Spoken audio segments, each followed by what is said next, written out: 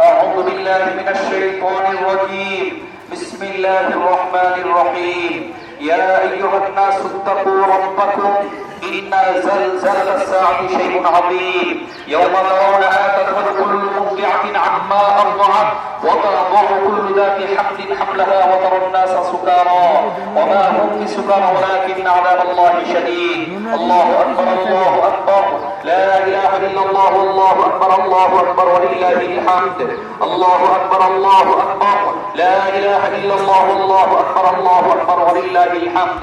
وقال تعالى يا أيها الذين آمنوا اتقوا الله حق تقاته ولا تموتن إلا وأنتم مسلمون. الله أكبر الله أكبر لا إله إلا الله والله أكبر الله أكبر ولله الحمد. الله أكبر الله أكبر لا إله إلا الله والله أكبر الله أكبر ولله الحمد. وقال تعالى يا أيها الذين آمنوا اتقوا الله وقولوا قولا سديدا يصلح لكم أعمالكم ويغفر لكم ذنوبكم ومن يطع الله ورسوله فقد فاز فوزا عظيما.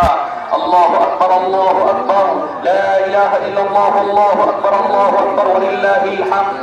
الله أكبر الله أكبر لا إله إلا الله والله أكبر الله أكبر ولله الحمد. وقال تعالى شهر رمضان الذي أنزل فيه القرآن هدى للناس وبينات من الهدى والفرقان فمن شهد منكم الشهر فليصم ومن كان مريضا أو على سفر فعدة من أيام أخر يريد الله بكم اليسر ولا يريد بكم العسر ولتكملوا العدة ولتكبروا الله على ما هداكم ولعلكم تشكرون. الله أكبر الله أكبر لا إله إلا الله والله أكبر الله أكبر ولله الحمد. الله أكبر الله أكبر لا إله إلا الله والله أكبر الله أكبر ولله الحمد.